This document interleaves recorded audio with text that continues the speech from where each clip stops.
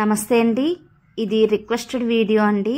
Last time కామెంట్స్లో కంటిన్యూస్గా అడుగుతున్నారు పశువుల ఎరువు అంటే ఏంటి, దీన్ని ఎలా తయారు చేస్తారు, అసలు అంటే పచ్చి ఎరువు మొక్కలకి యూజ్ చేయొచ్చా, ఏ స్టేజ్లో ఉండే ఎరువు మొక్కలకి మంచిది, అసలు కంప్లీట్గా ఈ పశువుల ఎరువు మేకింగ్ గురించి ఒక వీడియో చేయమని అడుగుతున్నారండి. ఈ వీడియోతో మీ డౌట్స్ అన్నీ కూడా క్లారిఫై అవుతాయని అనుకుంటున్నాను. ఎరువుని ఉపయోగించి మనం ఆర్గానిక్ పద్ధతుల్లో టెర్రస్ గార్డెన్లో అయినా బయట వ్యవసాయం చేసేవారైనా సరే ఎలాంటి పంటలైనా కూడా చాలా ఈజీగా హెల్తీగా మనం పండించుకోవచ్చండి. ఒక్క ఎరువును ఉపయోగించే మనం మంచి మంచి దిగుబడులు తీసుకోవచ్చు. అంటే బయట నుంచి ఎలాంటి రసాయనిక ఎరువులు పురుగు మందులు వాడకుండా బాగా మాగిన పశువుల ఎరువుని మనం మట్టిలో వేసి కలిపి కూరగాయలని చాలా హెల్తీగా మనం పండించుకోవచ్చండి. ఇలా ఆర్గానిక్ పద్ధతుల్లో పశువుల ఎరువును ఉపయోగించి మనం కూరగాయలను పండించుకున్నప్పుడు ఆ కూరగాయల్లో రుచితో పాటు పోషక విలువలు కూడా అధికంగా ఉంటాయండి. అయితే పశువుల ఎరువు అంటే ఏ ఎరువుల్ని మనం టెర్రస్ గార్డెన్లో కానీ లేదంటే బయట ఆర్గానిక్ వ్యవసాయం చేసేవారైనా ఉపయోగించవచ్చు అంటే ఏ ఎరువైనా మంచిదే అండి. ఆవు ఎరువైనా, గేదెల ఎరువైనా, లేదంటే మేకల ఎరువు, కోళ్ళ ఎరువు, ఇలా రకరకాలుగా మనకి ఏది అందుబాటులో ఉంటే ఆ ఎరువును మనం ఉపయోగించుకోవచ్చు అనమాట. అన్నింటికంటే కూడా మేకల ఎరువు, ఆవు ఎరువు చాలా మంచిది అని అంటారండి. మనకి ఏది అందుబాటులో ఉంటే ఆ ఎరువును ఉపయోగించుకోవచ్చు. నేనైతే ఆవు ఎరువు అలాగే ఒక్కొక్కసారి గేదెల ఎరువు రెండు కూడా వాడుతూ ఉంటామండి. కోళ్ళ ఎరువైనా కూడా మంచిదే, బట్ టెర్రస్ గార్డెన్లో అయితే మనం తోటల్లో అయితే ఓకే, బట్ టెర్రస్ గార్డెన్ వరకు కోళ్ళ ఎరువుని అవాయిడ్ చేయడం మంచిది. బాగా బ్యాడ్ స్మెల్ అది వస్తుంది కాబట్టి. మీకు ఇప్పుడు లైవ్లో చూపిస్తానండి. మా తోటలోకి వెళ్ళామన్నమాట.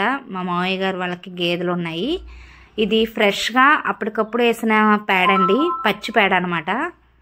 ఇలాంటి పచ్చి పేడని మనం డైరెక్ట్గా మొక్కలకి యూజ్ చేయకూడదు. ఎందుకనంటే ఈ పేడ అనేది కంపోస్ట్గా మారే ప్రాసెస్లో ఆ వేడి పుట్టి మొక్కలు చనిపోయే అవకాశం ఉంటుందండి. వేడి అనేది బాగా జనరేట్ అవుద్ది. మనం ఎలా యూజ్ చేయొచ్చు అంటే ద్రవ జీవామృతం లాగా కూడా తయారు చేసుకుని యూజ్ చేసుకోవచ్చు. నేను ఇక్కడ అంటే ఎక్కువగా ఆవు ఎరువు ఎక్కడిది మీకు లేవు కదా అని అడగొచ్చు, బట్ మా నాన్నగారు వాళ్ళకి ఆవులు ఎక్కువగా ఉన్నాయండి. ఆయన వచ్చేటప్పుడల్లా మాకు మొక్కల కోసం ఎరువు అది తీసుకొస్తూ ఉంటారు. బట్ ఇక్కడ గేదెల ఎరువు ఏంటంటే ఒక చోట ఏ రోజుకి ఆ రోజు మార్నింగ్ ఈవినింగ్ తీసిన ఆ పేడని ఒక చోట పోగులాగా వేస్తారనమాట. మీకు అది తర్వాత చూపిస్తానండి. అయితే ఇక్కడ ఏం చేస్తున్నారంటే మళ్ళీ ఇక్కడ పామాయిల్ చెట్లు ఉంటాయి. ఏ రోజు తీసిన పేడని ఆ రోజు ఈ చెట్ల మొదలను వేసేస్తున్నారంట. అంటే పోగులాగా ఇక్కడ వేయట్లేదు, ఇంతకుముందు వేరే చోట కట్టేసిన దగ్గర పోగులాగా వేశారండి. ఇందాక చూసిన పచ్చి పేడకి ఇక్కడ వేసిన పేడకి వేరియేషన్ చూసారా? ఇది వేసి దగ్గర దగ్గర ఒక 5-6 రోజులు అవుతుందేమో. ఆల్మోస్ట్ అది కంపోస్ట్గా మారి ఆ ప్రాసెస్ అనేది స్టార్ట్ అయిపోయింది. గుల్లగా అవుతుంది చూసారా ఎరువు. అందుకని డైరెక్ట్గా మనం కంటైనర్లో పచ్చిపేడను వేస్తే ఇలా కంపోస్ట్గా అయ్యి దాని బలమది మొక్కలు తీసుకునే ప్రాసెస్లో ఆ హీట్ అనేది ఎక్కువగా జనరేట్ అయ్యి మొక్కలు ఎఫెక్ట్ అయ్యే అవకాశం ఉంటుంది. కాబట్టి డైరెక్ట్గా పచ్చిపేడ అనేది వేయకూడదని చెప్తారు. అయితే మీరు గమనించినట్లయితే ఈ పామాయిల్ చెట్లు మొదల్లో కాకుండా కొంచెం అంచమ్మట వేశారు చూసారా పేడ. ఇది వేసైతే ఇంకా ఎక్కువ రోజులే అవుతుందండి. ఆల్మోస్ట్ ఇంక ఇది కంపోస్ట్ అయిపోయింది. ఇది వేరే చోట అనమాట. దగ్గర దగ్గర ఒక 4-5 months పైన అయిపోయి ఉంటుంది. చూసారా పొడి పొడిలాడుతూ ఉంది. ఇలా మొక్క అంచులమ్మట వేసేస్తారనమాట. దానికి అదే ఆ బలం అనేది రిలీజ్ అవుతూ ఉంటుంది, మొక్క తీసుకుంటుందండి. గేదెలనైనా ఆవులనైనా ఎప్పుడు ఒకే ప్లేస్లో కాకుండా ఆ కట్టేసే ప్లేస్ అనేది షిఫ్ట్ చేస్తూ ఉంటారు. ఒక చోట నుంచి ఇంకొక చోటకి మారుస్తూ ఉంటారు, ఇన్ఫెక్షన్స్ అవి కూడా రాకుండా ఉండటం కోసం. ఇంతకు ముందు అయితే ఇక్కడ కొబ్బరి తోటలో కట్టేశారండి. అక్కడ పోగులాగా వేశారనమాట. ఏదైనా మనకి పచ్చిపేడ దగ్గర నుంచి మనం ఇప్పుడు టెర్రస్ గార్డెన్లో యూజ్ చేసే ఎరువు అంత పొడి పొడిలాడే ఎరువుగా మారటానికి టైం అనేది కనీసం 6 months అయినా సరే బాగా మాగిన పశువుల ఎరువుని యూజ్ చేయాలి అంటాం కదా. చూసారా ఇక్కడ గుట్ట పచ్చిపేడ డైరెక్ట్గా అది ఇక్కడ వేసేసారండి. వేసేసి ఇంకా దీని మీద వేయటం ఆపేసి వేరే చోటకి కట్టుగోయలు అనేవి షిఫ్ట్ చేసేసారు. అంటే గేదెలను కట్టేసే ప్లేస్ వేరే చోటకి షిఫ్ట్ చేసి అక్కడ మొక్కలకు వేస్తున్నారు కదా. ఇది ఇంకా 6 months తర్వాత ఎరువంతా కూడా బాగా మాగి పొడి పొడిలాడుతూ అయిపోయిందండి. పైన గడ్డి కూడా మొలిచిపోయింది అనమాట. ఇక్కడ నుంచే ఎప్పటికప్పుడు మొక్కలకి తీసుకొస్తున్నాము ఈ మధ్య కాలంలో. చూసారా పొడి పొడిలాడుతూ. ఇలాంటి ఎరువు అసలు ఎలాంటి బ్యాడ్ స్మెల్ కూడా ఉండదండి. అందులోనూ చాలా లైట్ వెయిట్గా ఉంటుంది అనమాట. ఇది టెర్రస్ గార్డెన్లో మనం మొక్కలకి యూజ్ చేయడానికి తయారైన పర్ఫెక్ట్ ఎరువు అనమాట. చూసారా పొడి పొడిలాడుతూ మట్టిలాగా అయిపోయిందండి. ఎలాంటి స్మెల్ కూడా ఉండదు. ఒక 3 నెలల నుంచి కూడా టెర్రస్ గార్డెన్లో ఈ ఎరువునే మొక్కలకి యూజ్ చేస్తున్నామండి. అంటే 15 రోజులకు ఒకసారి మనం మొక్కలన్నింటికి కూడా కంటైనర్ సైజుని బట్టి వేసుకుంటూ ఉంటాం కదా, గుప్పెడు చొప్పున. అలాగే పాత మట్టి మార్చినప్పుడు మళ్ళీ కొత్తగా కలుపుకునే ఎరువులు ఇవన్నీ కూడా ఈ ఎరువునే మేము యూజ్ చేస్తున్నాము. సంచిలోకి ఎత్తుతున్నారండి ఈయన. చాలా లైట్ వెయిట్గా ఉంటుందండి, పెద్దగా బరువు ఉండదు మనకి. పారది ఇంకా అందుబాటులో లేదని చెప్పి ప్లేట్ ఒకటి ఉంటే దాంతోనే తీస్తున్నాము.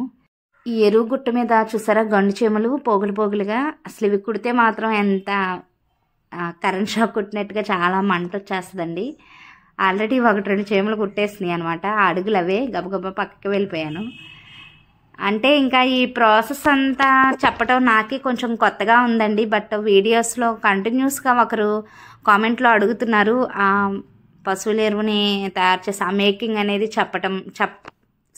వీడియో చేయమని. బట్ అందుకని కొంచెం నాకే కన్ఫ్యూజన్గా అనిపిస్తుందండి ఎక్స్ప్లెయిన్ చేయటం. అర్థం చేసుకుంటారని అనుకుంటున్నాను. ఇంతే అండి. అంటే తోటల్లో పనులు తెలిసిన వారికి ఇది చాలా ఈజీ ప్రాసెస్, అందరికీ తెలుసు అన్నట్టుగా అనిపిస్తుంది. బట్ సిటీలో ఉండే వాళ్ళకి కొత్తగా అనిపిస్తుందండి. అంటే పచ్చి ఎరువుని ఒక చోట పోగులాగా వేసేస్తే 6 months తర్వాత ఇలా పొడిలాడుతూ మనకి వర్మీ కంపోస్ట్ అయినా అంతే అండి. మనకి కిచెన్ నుంచి వచ్చిన కూరగాయల వేస్ట్ ఇవన్నీ కూడా ఒక చోట వేసి కొన్ని ప్రాసెస్లు చేస్తే తర్వాత ఇంకా దానిపైన వేయటం ఆపేసి వేరే కంటైనర్లో మనం స్టార్ట్ చేస్తాం కదా కిచెన్ వేస్ట్ని. ఆ నిండిపోయిన దాన్ని ఇంకా మనం కదపకుండా అలా వదిలిపెట్టేస్తారు కిచెన్ వేస్ట్ అయినా సరే. అది కొన్ని రోజులకి బాగా మాగి ఆ ప్రాసెస్ అంతా జరిగి మనకి కిచెన్ వేస్ట్ అనేది తయారవుతుంది అనమాట. ఈ ఎరువును ఉపయోగించి మనం ఎలాంటి మొక్కలైనా ఎలాంటి పంటలైనా పండించేయచ్చండి. అంటే వేరే ఇంకా ఎలాంటి బలం కూడా వేయకుండా అంత మంచి నైట్రోజన్ పర్సంటేజ్ అనేది బాగా ఉంటుందన్నమాట. మట్టిలో మనం ఇలా బాగా మాగిన పశువుల ఎరువుని కలుపుకుని కొద్దిగా వేపిండి వేసి మనం మొక్కలు వేసేసుకుంటే పూత పింద స్టార్ట్ అయ్యే వరకు కూడా ఆ మట్టిలో వేసిన ఎరువు బలమే సరిపోతుందండి. తర్వాత మనకి హార్వెస్ట్లు మొదలైన తర్వాత 15 రోజులకు ఒకసారి ఇలా 1-2 గుప్పెళ్ళు కంటైనర్ సైజుని బట్టి వేసుకుంటే చాలు. మీరు గుర్తుపట్టారండి, లాస్ట్ టైం ఈ కొబ్బరి తోటలోనే అంటే కోకో మొక్కలు మొదలైన గుమ్మడి పాదులు అలాగే బేర్ పాదులు కూడా పెట్టుకున్నాము. హార్వెస్ట్ వీడియోస్ కూడా మీకు చూపించాను కదా. ఇంకా పాదులన్నీ కూడా అయిపోయాయండి, నీట్గా దున్నేశారు. అయితే ఇంకా కోకో మొక్కల మొదలైన కొద్దిగా పిచ్చి మొక్కల గడ్డి అది ఉంటే పీకటానికని వచ్చాము. ఆ పీకేసి తర్వాత ఎరువది కూడా మొక్కల మొదలను వేయాలండి. ఇంటికి వచ్చేసామండి.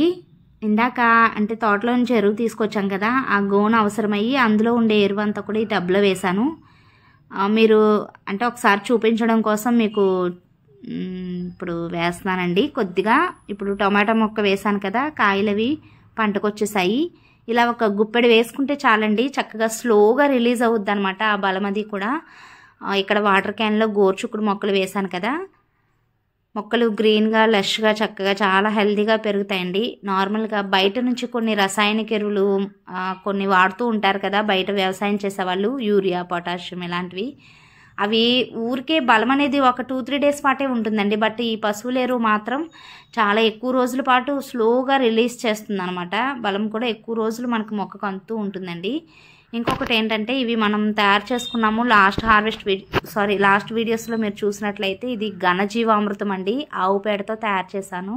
దీనిలో అంటే పచ్చి ఆవు పేడను తీసుకుని కొద్దిగా శనగపిండి, పుట్టమట్టి అలాగే గోమూత్రం ఇవన్నీ కూడా కలిపి మిక్స్ చేసి నీడలో ఆరబెట్టి ఎండబెట్టిన పిడకలండి. ఇలా కూడా మనం ఎరువుని స్టోర్ చేసుకోవచ్చు అని చెప్పడం కోసం మీకు చూపిస్తున్నాను. వీటిని మనం చక్కగా చాలా రోజుల పాటు నిల్వ ఉంటాయి కాబట్టి ఒక గోనె నిండా కూడా మనం తయారు చేసుకుని పెట్టుకుని అప్పుడప్పుడు వాటర్లో కలిపి నానబెట్టుకుని మొక్కలకి పోసుకోవచ్చు. లేదంటే మట్టిలో కూడా పొడిలాడేలాగా కొంచెం చెత్త కొట్టుకుని మనం మట్టిలో కూడా వేసి కలిపి పెట్టుకోవచ్చు అండి. ఇలా రకరకాలుగా మనం ఎరువుని యూజ్ చేసుకోవచ్చు. ఈ వీడియోతో మీ డౌట్స్ క్లారిఫై అయ్యాయని అనుకుంటున్నాను. మీకు అర్థమయ్యేటట్టు ఎక్స్ప్లెయిన్ చేశానని అనుకుంటున్నానండి. ఇదండి ఈరోజు వీడియో ఎలా అనిపించిందో కామెంట్ సెక్షన్లో తప్పకుండా తెలియచేయండి. వీడియో నచ్చితే ఒక లైక్ ఇవ్వండి. అలాగే ఫస్ట్ టైం మన ఛానల్ని విజిట్ చేస్తున్నట్లయితే సబ్స్క్రైబ్ చేసుకోవటం మాత్రం మర్చిపోవద్దు. Thanks for watching my videos అండి.